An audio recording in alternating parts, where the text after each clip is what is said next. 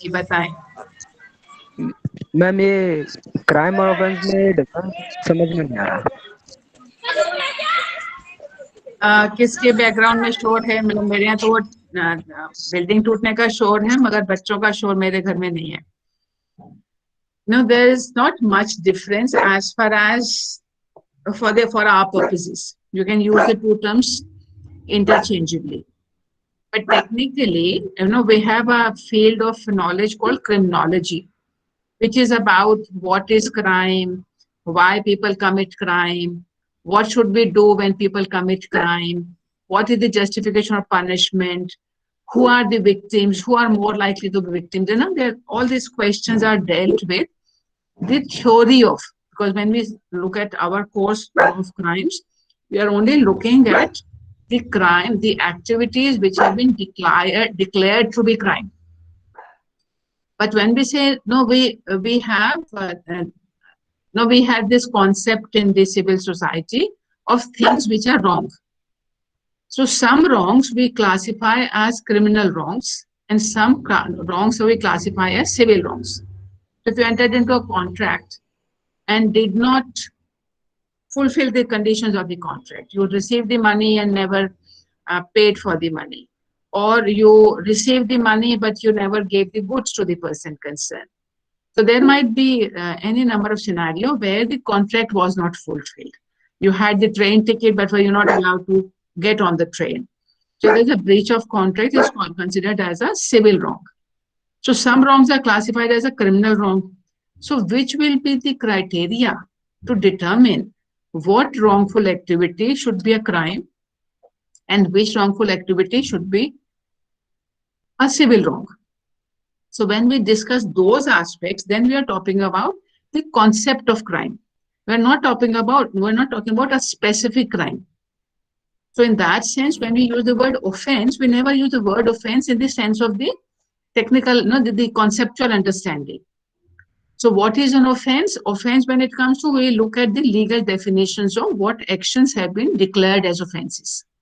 But when you use the word crime, it can be used for both categories. It can be referred to as that murder is a crime, and also that crime in the society is increasing. So we're not talking about one particular crime increasing. So when we say crime, it is used in a singular term. When we're talking about crime in the singular term, it is usually referring to what we refer to the concept of crime. The crime rate is increasing when we say. So it is the rates of the different crimes, it is increasing, but we say crime rate. So we say that crime as a concept is increasing. But when we say murder as a crime is increasing, then we're specifying that specific category of offense. So technically, there is no distinction actually. But conceptually, when we will go, I think fourth semester is your chronology paper, an optional paper. If you opt for that, then you will look at the phenomena of crime. But in general parlance, we usually use the terms interchangeably. So unless you want a conceptual clarification, there's nothing wrong about calling an offense a crime. But the phenomenon of crime is not referred to as an offense. So there is a nuance difference in the two usage of the two words. When we say crimes, then we are talking about individual offenses. Crimes are increasing. So where the theft is also increasing, murder is also increasing. But when we say crime rate, then we're saying as a totality, whether it is murder, whether it is kidnapping, whether it is rape, whether it is theft, cheating, whatever, all this together, the crime is increasing in the society. So in that sense, it seems like a little strange as far as the English language is concerned, that we are referring to many crimes, but we'll say crime is increasing. So then in that sense, we are using the term as a concept and not as an individual specific crime. Does that make sense? Ma'am जैसे कि अभी मैं बात करूं assault की, तो ये क्या एक क्राइम नहीं है? है क्राइम है। तो फिर ये कम्युनिटी को इफेक्ट नहीं कर रहा है ना, तो फिर कैसे ये कह सकते हैं हम ये क्राइम है? देखो एजम्पशन है, क्योंकि देखो अगर सपोज आप असॉल्ट की एक बात लेते हो, अगर मेरे फादर का मर्डर हुआ है तो कम्युनिटी को क्या असर हुआ? असर तो मुझे हुआ ना। यस अगर मैम। हम कहते हैं नहीं पूरी कम्युनिटी अफेक्ट होती है, तो अगर आपने एक लड़की का या एक लड़के के ऊपर असॉल्ट हुआ, रात को देर से आ रहे थे और किसी ने आपके पर्स छीन लिया, तो सारी नेबरहुड चौकन्नी हो जाती है। पर अगर आपने अपना कॉन्ट्रैक्ट फुलफिल नहीं किया तो वो इंडिविजुअल पार्टी है जो अफेक्ट हुई है। So there's a sense that when there is a crime happening in a neighborhood, even though an individual victim or victim's family is affected or an individualized property is affected, but the sense of fear that I and my security is also at risk happens. And the state says, and when you are afraid, then you will attack, because in defense, a lot of people become aggressive. So if you have killed my father, I will go and kill your father or kill you. That will be my feeling of revenge. That will lead to a lot of lawlessness. So this the state says individuals are not allowed to use any violence. Anybody who will use violence will be punished by the courts, by the state. So when suppose somebody had murdered A, had murdered B. Now A got acquitted. In the films, this scenario bahut hota hai, because the acquittals happen because of the connections of the politicians, of the gundas and the police. That's how the films depict. And then our anti-hero will go and start killing all those people who have been committing offenses. So all that activity in the films, it is said that because the system has failed, therefore I'm taking the law in my own hands. At the end of the film, usually this person surrenders to the court also. And then at that stage, the state legal system comes into being. Many a times, the revolutionary groups, they decide that what the state is doing is wrong. So all when we look at India's freedom struggle, we call that freedom struggle. The first 1857, Britishers said it was a revolt. It was a rebellion against the state.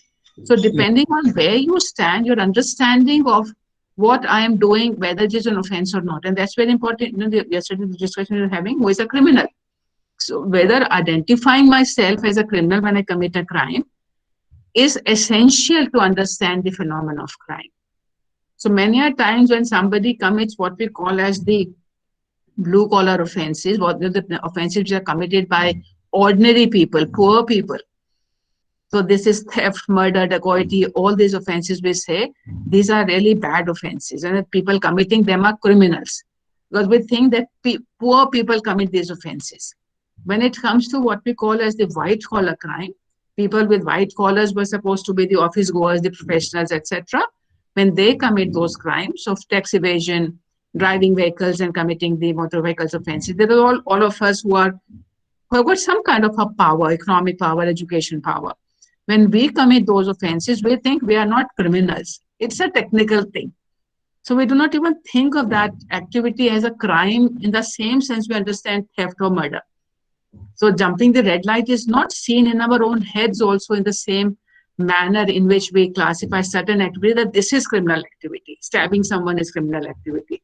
Doing that repeatedly is even more criminal. So this is criminal minded only. But a businessman who evades tax year after year, we do not think he's a criminal minded criminal. We think he's a businessman. It is his job to save tax. So why should not we have a justification also? There are lots of theories there again on white collar crime. So this whole identification, the rebels, they do not think that they're committing crime. So all the patriots in our country, they did not think of themselves as criminal when they threw bomb or they attacked someone or they looted the government property. They all thought that they were doing it all for the country's independence. So the perception of the person from the criminological perspective matters.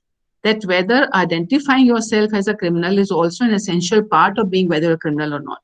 So it is not only what the others think about you, it's also about what we think about ourselves when we commit an offense. So therefore, assault is an offense. So there's no two ways about it. But the procedure for assault is different for prosecution than it is for grievous hurt, for example.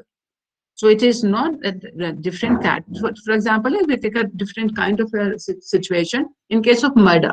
only two possible punishments are there if conviction happens, either death penalty or life imprisonment. But death penalty is not there for all other offenses. So it does not mean that only murder is the offense and all other offenses are not offenses. It's a question of gradation of offenses. All offenses are not of the same nature. All of them do not require the same kind of machinery to come into place.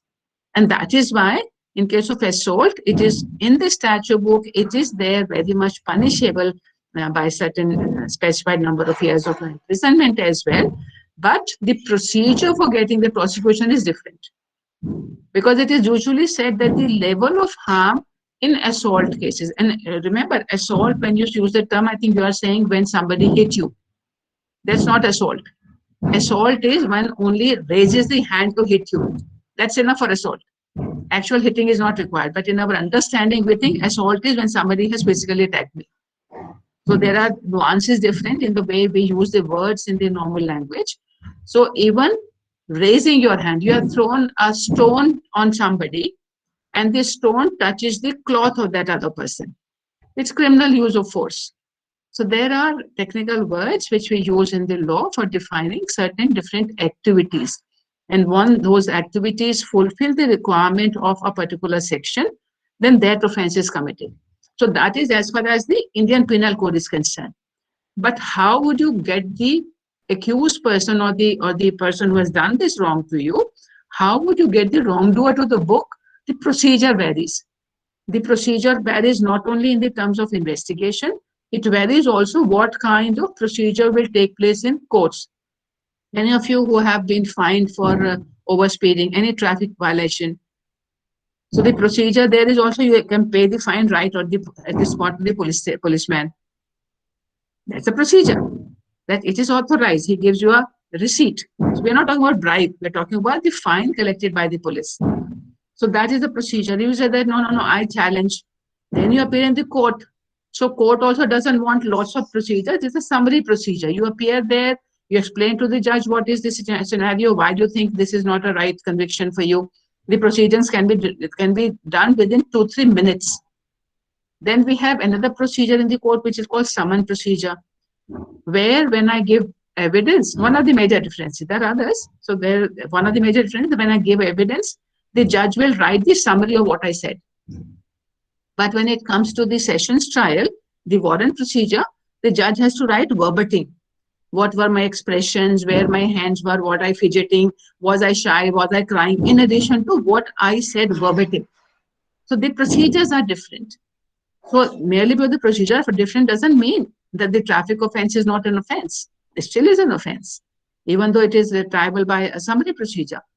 So do not worry about this aspect, that whether merely because you cannot file an FIR does not mean that it is not an offense. Definition of offense is, if it is declared by the court as offense, it is an offense. Can we move further?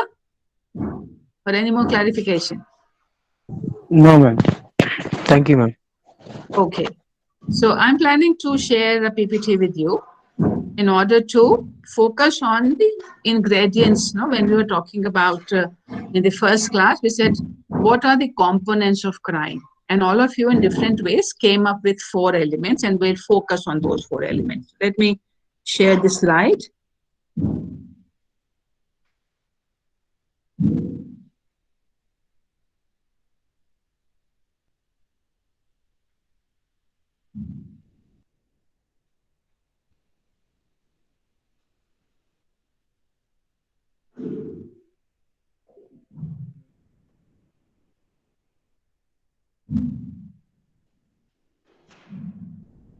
So when you look at this slide of mine, I've used the singular crime, essential elements of crime, which means I'm not talking about murder or theft or cheating. I'm just talking about what are the elements which will be there in all the crimes, whether it is murder, whether it is theft, whether it is cheating, it will be there.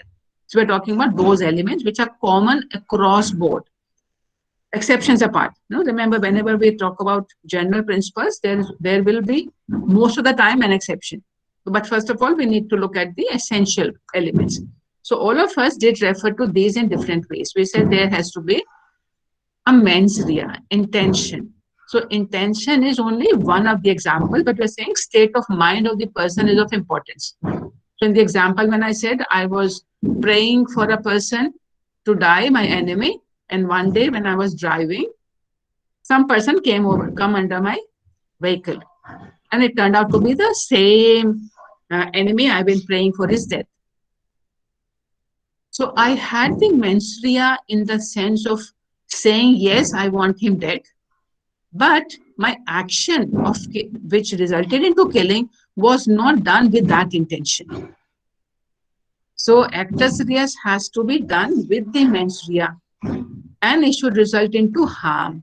When we say harm, generally in the classification of wrongs, we think that the harm caused or the potential of the harm which may be caused, which may not be actually caused, because sometimes attempt is also an offense while no harm has actually happened. But the potential of harm leads the state to declare the activity as an offense. And ordinarily, it is followed by punishment. So we need to understand all the four elements at a base level. Details we will not get into. So for example, when we say punishment, what do you think is punishment? And I'll give you an example and tell me, do you think it's a punishment? Somebody is arrested for pickpocketing, and he is released after conviction on probation of good conduct. Probation means that he will be under supervision. He might be reporting to a probation officer or to a police officer frequently, but he's free and back in the society. And if he violates the condition, then they will not commit the offense again. They will not influence the victim. They will not do. There are a lot of conditions might be there. So if he violates any of these conditions, then he will be back in the court, and then the court will determine what needs to be done by him about him.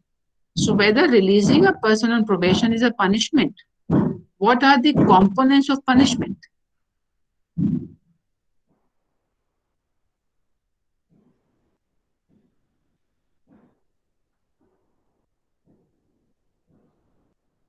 Does anyone have a sense of what is punishment?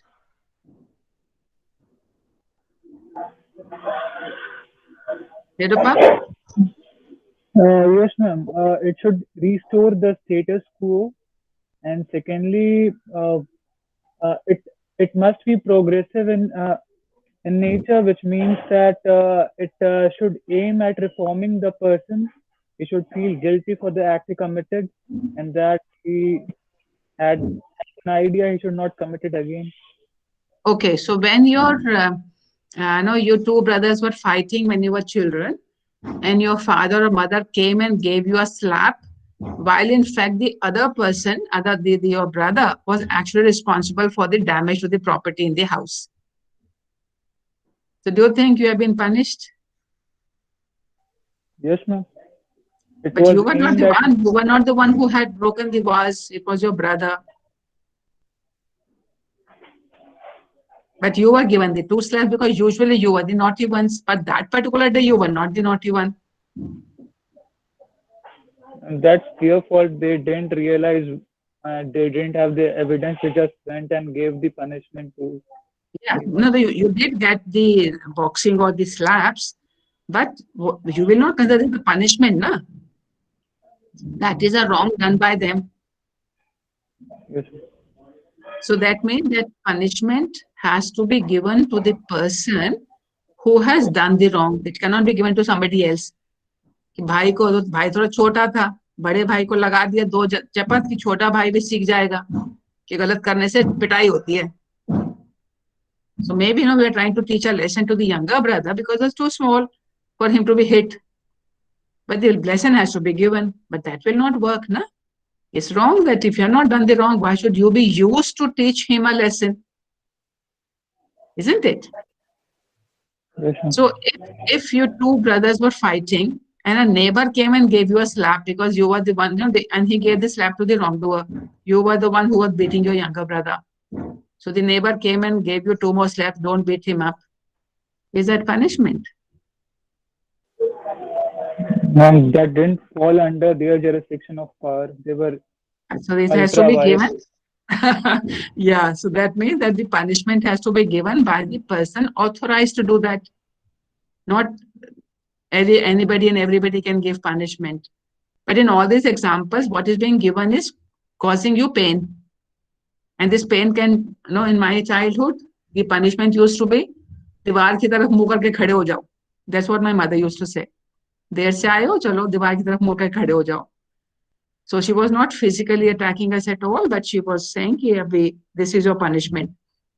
So there has to be an inconvenience, there has to be a pinch. And of course, the purpose is to reform. But is that true, that all punishments are aimed at reform?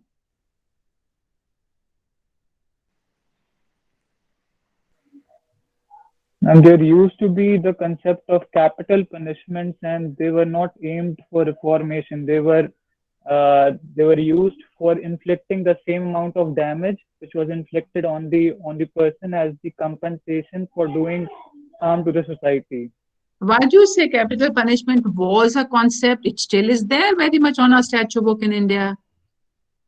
We still give death penalty.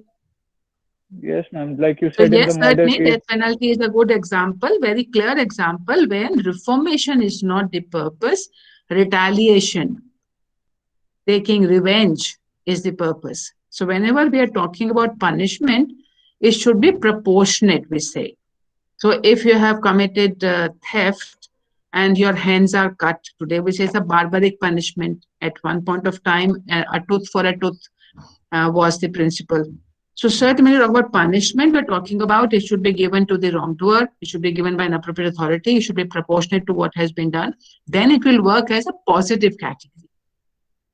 And it should result into some kind of pinch. So when somebody's, when we traffic offenses, we are given fine, it pinches, so that's also punishment. So usually these four are the components which will be there in most offenses. But when it comes to certain categories or certain situations, we do find that even though the person has caused the harm, so merely because somebody has caused the harm, it will not result into punishment. So if a child of 6 years picks up the father's gun, pistol, and in playful mode, he puts the trigger not knowing it was loaded and kills somebody. He has caused the harm, he has also done the actus reus, but there is no mens rea. It is assumed that children below 7 years of age do not have the capacity to have a mens rea, any mens rea which is required for commission of an offense. So punishment will not happen. Sometimes it may happen that a child of 12 years of age or 13 years of age intentionally causes harm. And we know recently we had the Nirbhaya case where 17 plus was under 18 and the losses under 18 are all children. So had the mens rea, did the actus reus, did the harm also, but he was dealt with under the Juvenile Justice Act as applicable at that point of time, which says no punishment for children. So if we may make exceptions for different categories of persons for different reasons where no punishment may happen. Many times people say that if they've been released, punishment for us means jail jayega. Somebody is not put to jail, we say punishment for you isli. Usko kya mila? Kuch nahi. And similarly, when we are just paid, we pay just fine. In our head, we do not think it's a punishment for a crime. ठीक है, एक rule violate किया, उसका उन्होंने charge लगा दिया. That's how we define when fines are imposed on us for traffic violation. So certainly, we have our understanding of what constitutes punishment as well. And ordinarily, किसी को भी कहता है तब जेल में जाके चक्की पीसेगा, तब तुझे पता चलेगा. So that is our concept of punishment, putting people behind jails. And at one point of time, certainly the jails were really, really bad. Today they are very different because the focus of imprisonment has changed. That in addition to confinement, there is no other punishment. In imprisonment, confinement is the only punishment, and we want to use that period for reformation. So, okay, we'll come back to, we will not come back to punishment and harm in this course in a big way, but we'll be focusing a lot more on mens rea and actus reus. So actus reus is referring to the action which is prohibited. So action of killing anybody else is prohibited. Not prohibited, it is kind of said, it is not punishable. And it's not, one of our colleagues does ask this question, whether killing another person is prohibited. It's not. You can kill anybody you want to. But if you do, you will be punished. So there's a nuanced difference again, that by providing punishment, we believe people will be prevented from committing the offense. But there is no law which says you cannot kill another person. It's only a religious diktat which says thou shalt not kill another. But the law only says if you kill, this will follow. So, okay, today we are going to focus a lot more on the mens rea. Okay, I need to go back to the slide.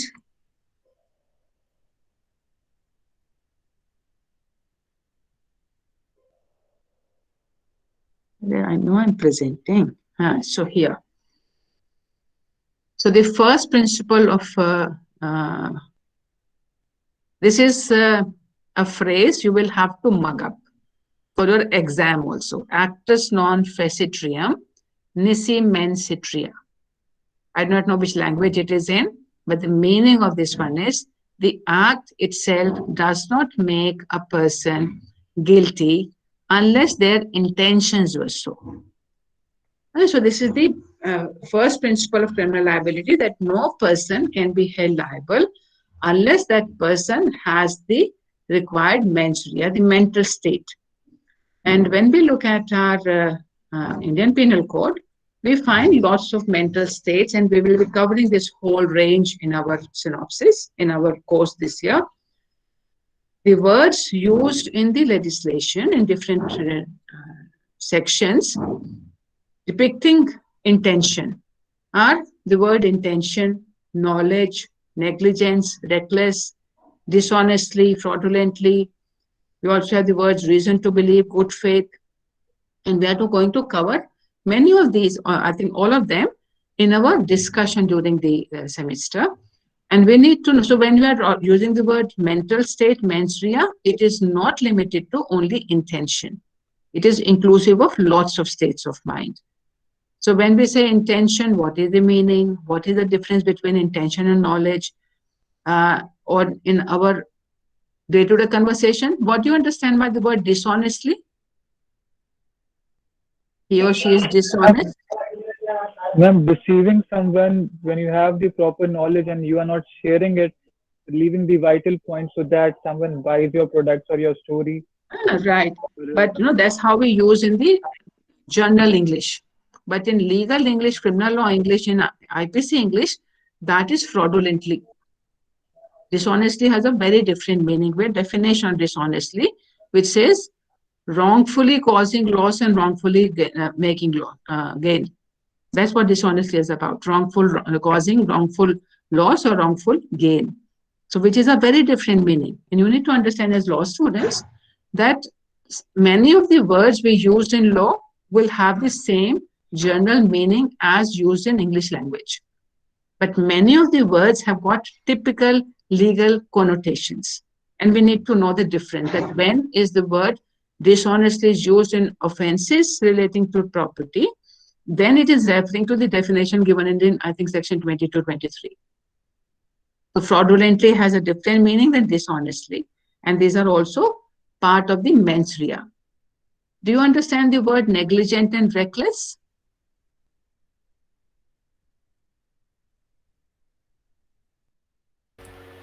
Without due care, which we were required to, so that's negligence. That's negligence. I was supposed to be paying attention to people on the road when I was driving on a busy road, but my mind was somewhere else. So that's negligence. Good. What is reckless?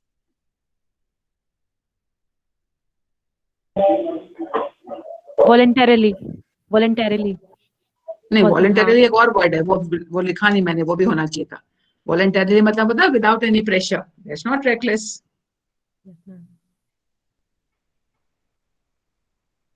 Voluntarily का भी मतलब है, we have a definition of voluntarily also. Careless is the right word. Rashly. Rashly जो है वो rash का कौन सा action example दोगे, which you say that he or she was acting rashly. Ma'am, like someone is. हम किसी को पता हो कि इसका क्या होने वाला रिजल्ट, लेकिन उसके बाद Ma'am, someone is driving car very speedily and he is knowing that there would be some effect. You can see, you can foresee the possibility of danger, but you believe that the danger will not happen.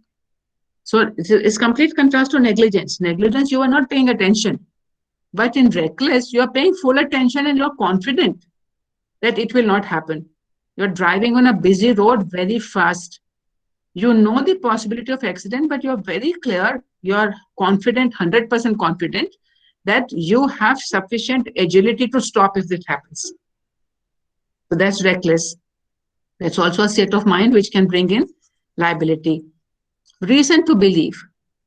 If suppose somebody is selling you a gold item in the, in a secluded area, and he says, well, this is, I'm in dire need of money. So this property, this golden necklace is worth 1 lakh, but I'll give you for 10,000 rupees. And you buy it, you think it was a good bargain. He needs the money and I can pay 10,000, I can get a 1 lakh rupee of a necklace. So you bought that. Next day the police came and said, this is stolen property, now come with me for receiving stolen property. And you say, give me a second. There is someone at the door and my dogs won't stop barking and I go and see what's happening.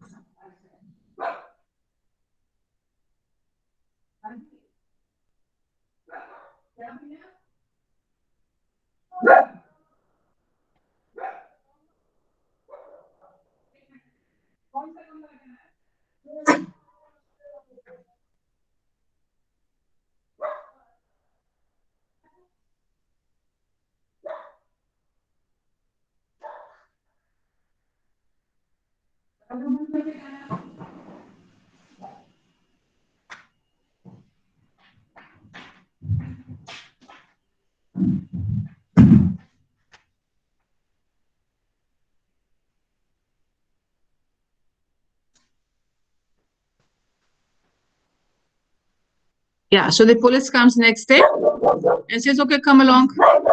Can you say you did not know? No, idhar aa jao. Bas ho gaya. Aa jao. Hello? Can you say you did not know? Yeah. Can say you did not know.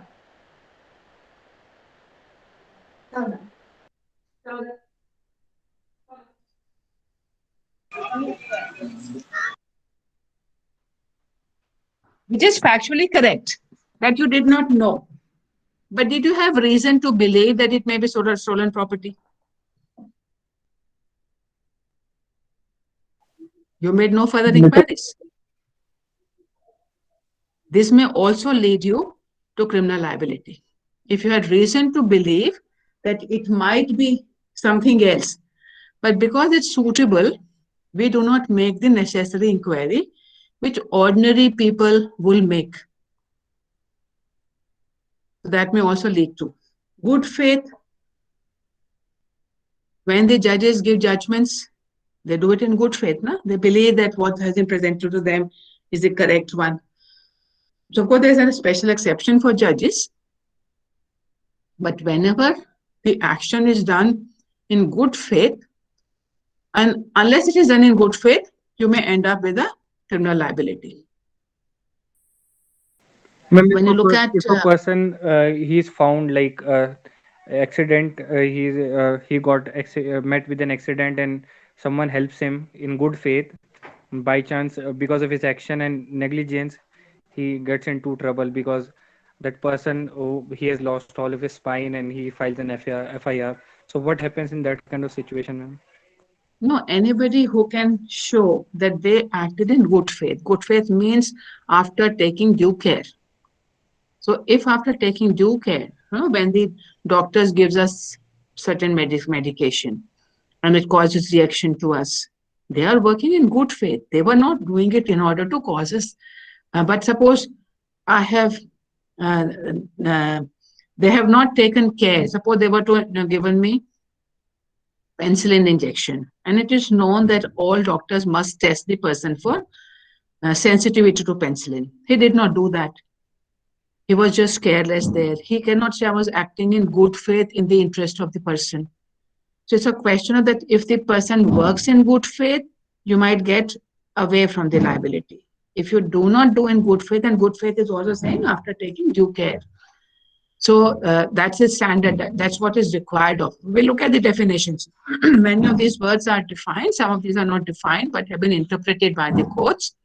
So we look at all these. The point we need to understand today is that when we talk about the mental menstruation, we are not talking about only intention.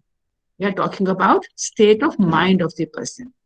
So a person who is not capable of having any of these, a person who is suffering from such kind of insanity that they cannot have intention, they do not have knowledge, they do not know what is right or wrong, what they are doing, what are the consequences, they will not be held liable because they are incapable of having menstruation. There's a presumption in case of children below 7 that children below 7 do not have the capacity to have any of these mental states, and therefore they cannot be held liable. So some of them need to be proved, some of them are presumed to be. But certainly, if the section mentions menstruation, it has to be. The other question we shall discuss after a few classes will be that if a section is silent on menstruation, then what happens? And in that, the first case in our case material, Mehra's job, we'll look at that. That because the first principle we said was no person is liable unless that person has the mental state of mind for committing that. So going back to the first principle, what was it? Okay.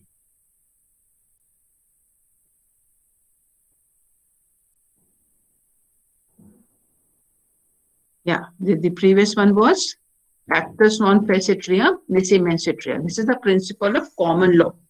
Do you know what is meant by common law?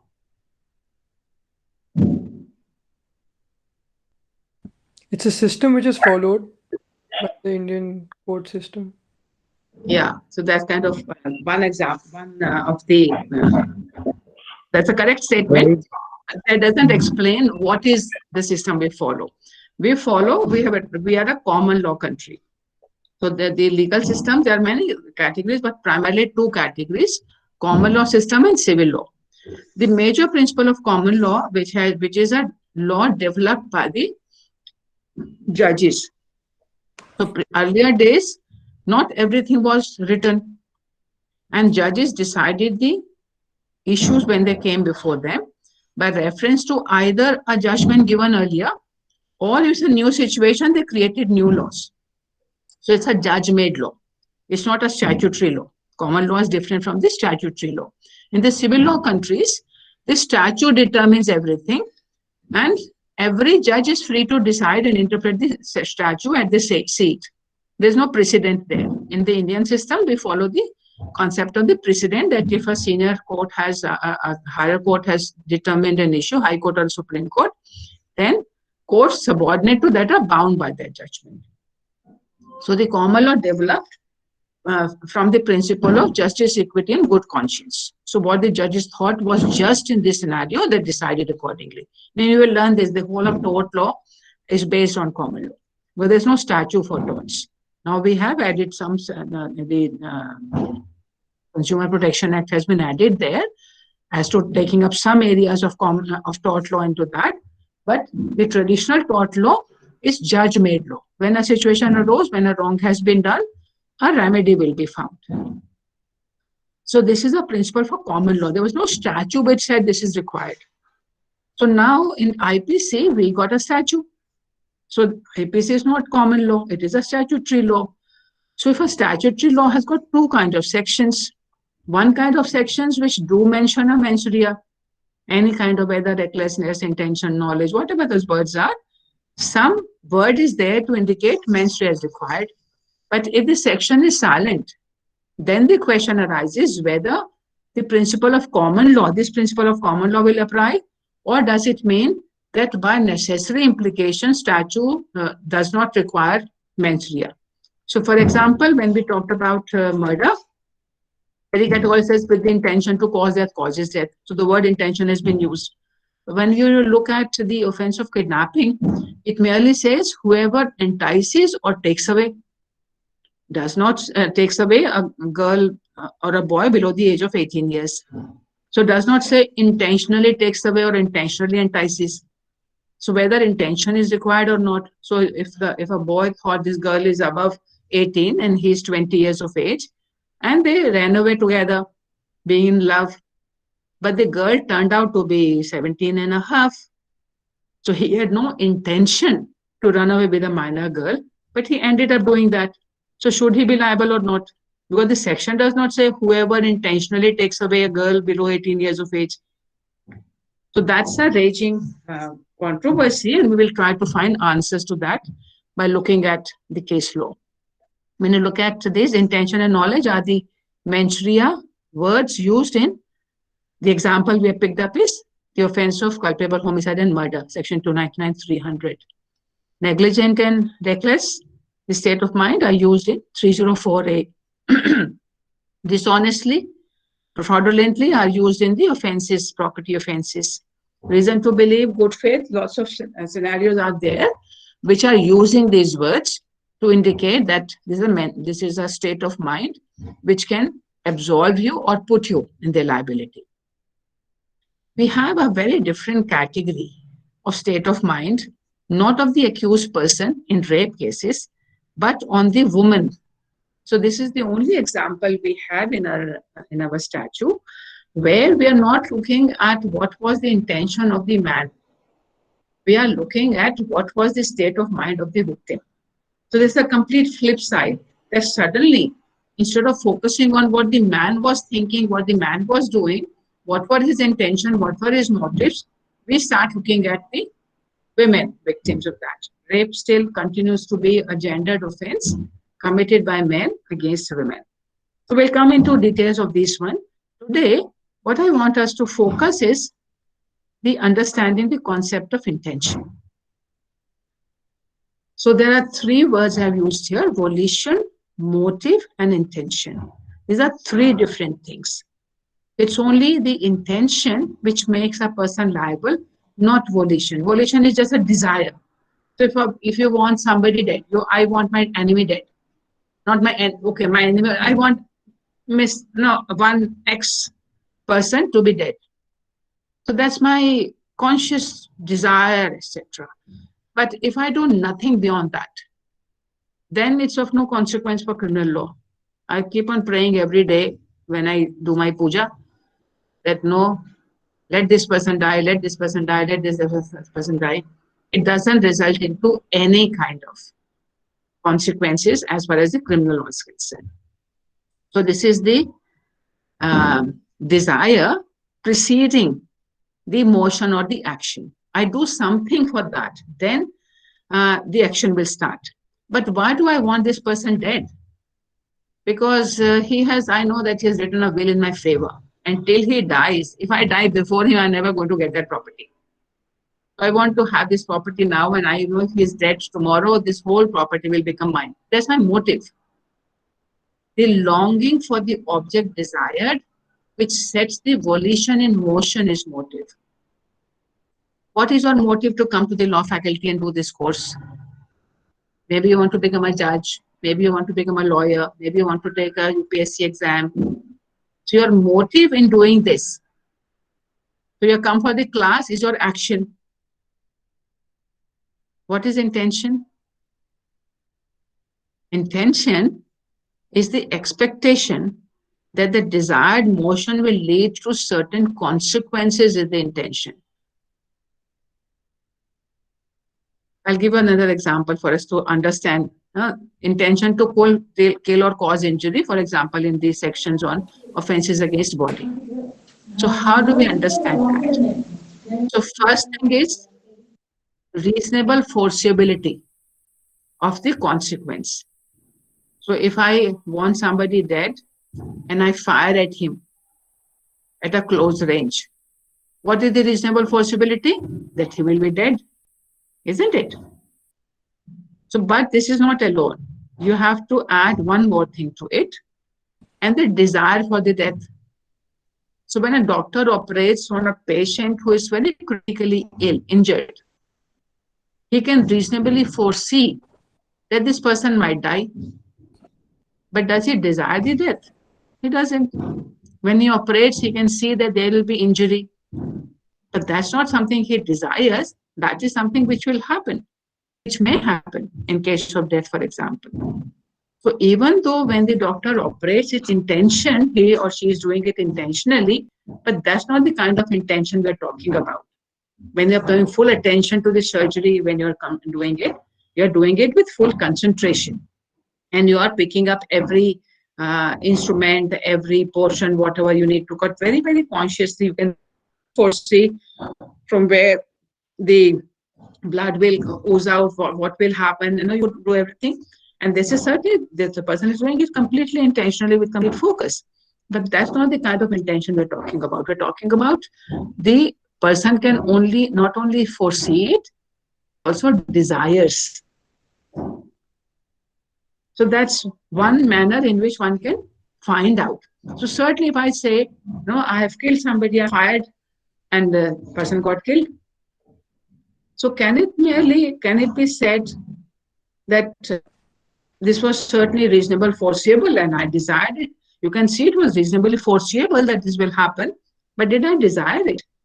When the police fires at a mob, the rioting mob, they have the reasonable foreseeability of the consequence, but they don't desire death. They want what is their requirement. They want the whole thing to be dispersed, the mob to disperse. So their desire is something different than what the consequence happened. The intention is always an inference. Nobody shouts at the rooftop to say, oh, I intend to kill such and such. Sometimes people do give threat and the person tells us, okay, you had declared. But merely because it declared doesn't mean that I'm the one who has killed. Maybe I am one, but it is not a proof merely because I did. So this is an inference drawn from facts, and there is no other explanation. So inference is drawn because there is no other explanation for the act of the person, excepting that he intended to do it. If you continuously keep on beating a person 5 times, 7 times, 8 times, it can't be accidental. When you bump into somebody on the road, it can happen once. It was accidental, not intentional. But if you keep on brushing with people after people, it has to be intentional. It's not the situation that you intended to assault all these people. Every person is supposed to expect the natural consequences of their act.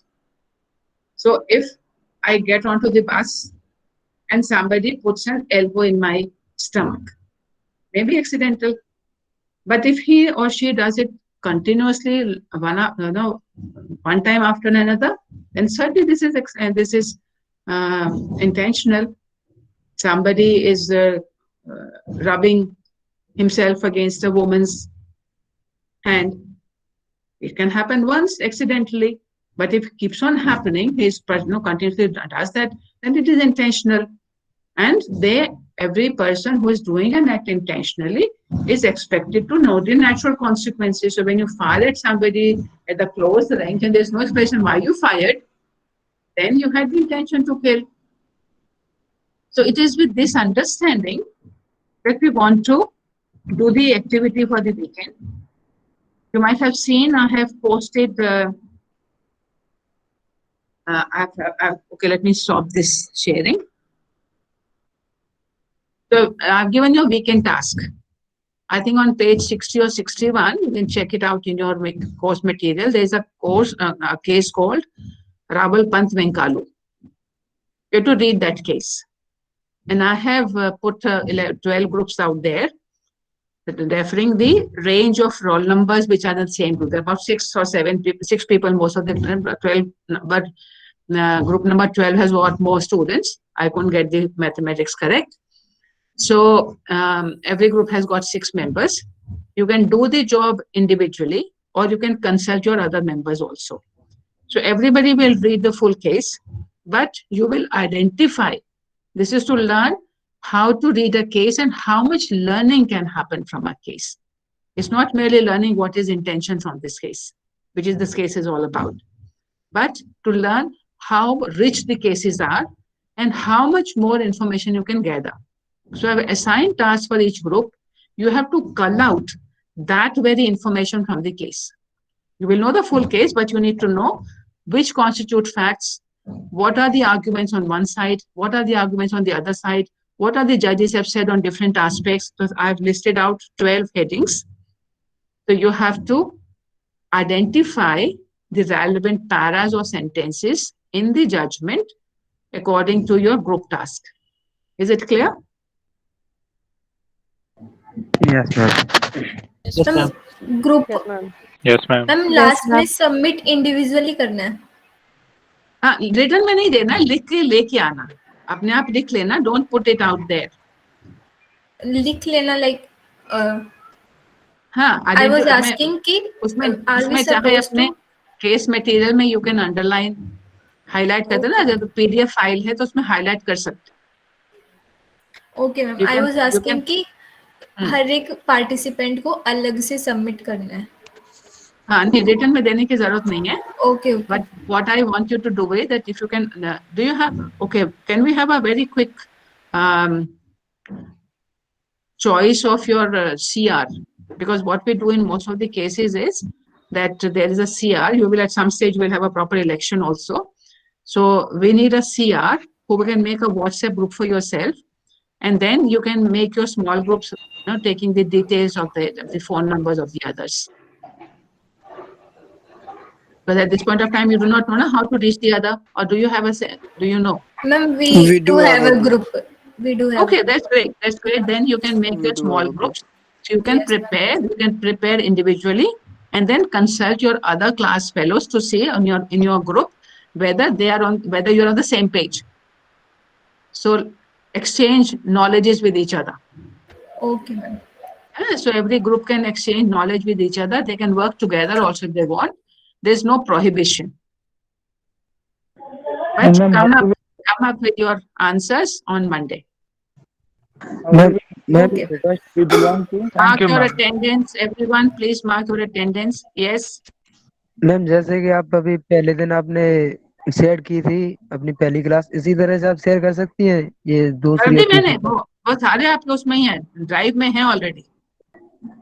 Ma'am show जैसे नहीं recording करता. आती है मैं उसमें डाल देती हूँ फोल्डर में. It's already there. शो नहीं हो रहा है मैम उसमें. होना चाहिए क्योंकि तो सारा फोल्डर मैम शेयर्ड है. हुआ था, it was there. Ma'am first day वाला हुआ था, उसके बाद नहीं शो. हाँ, नहीं बाकी में नहीं, अब आपको उसमें मैसेज नहीं आया, आप बाकी फोल्डर में जाओगे मिलेगा वो. उसमें 2 वीडियोस हैं मैम, डाली हुई है आपने एक. जितने भी क्लासेस अब तक हुई हैं सारे वीडियोस हैं वहाँ, 2 या 3 जितनी भी क्लास हुई हैं सब हैं वहाँ पे. Okay ma'am. मैम Ma'am, एक how bar do we know case which बता group दो we कि belong to? हाँ जी. Ma'am, how do we know which group we belong to? उसमें रोल नंबर्स की रेंज लिखी है. 12 ग्रुप्स हैं, रोल नंबर की रेंज है. आपका रोल नंबर उसके बीच में होगा तो आप उस ग्रुप में हो. शुरू का और आगे का रोल नंबर लिखा है मैंने. मैम केस क्या था? हाँ जी. मैम एक बार केस का नाम बता दो. अरे वो भी लिखा है, डैशबोर्ड जाके मैम खोलो. On yes ma'am, Google classroom पे सब अवेलेबल है. ये हाँ, uploaded. गूगल क्लासरूम पे सब लिखा है. Okay ma'am. Ma'am, we have another class. Can we leave? I also have another class, that's why I want to leave. Everybody has marked your presence. Yes, ma'am. Okay, see you on Monday. Thank you ma'am. Thank you, ma'am. Thank you. Bye, Harleen. Thank you ma'am.